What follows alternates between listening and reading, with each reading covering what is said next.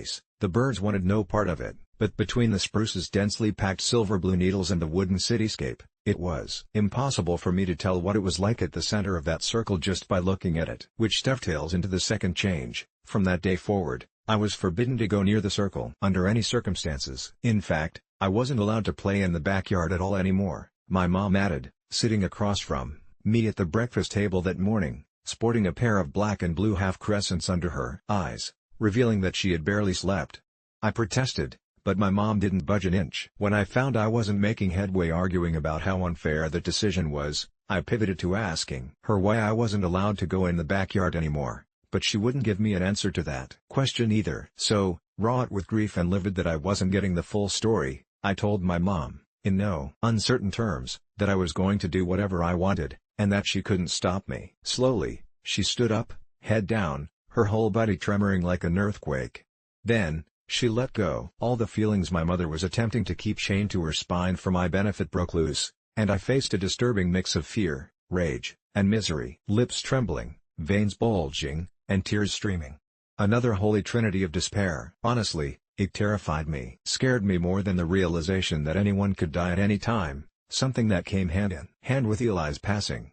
I didn't argue after that. I was much too afraid of witnessing that jumbled wreck of an emotion spilling from my mom again to protest. So, the circle of birdhouses remained unexplored, Antonio's actions there remaining unseen, unquestioned. Until last night. Now, I know everything. And this post is my confession. Antonio's episodes intensified after that. Before Eli died, they'd occur about once a year. Now, they were happening every other week. Mom or I would find him running around the house in a blind panic, face contorted into an expression of mind-shattering fear, unsure of who he was or where he was. "I want to get out of here," he'd whisper, mumble, shout, or scream. Every episode was a little bit different in terms of his mannerisms or his temperament, but the tagline remained the same.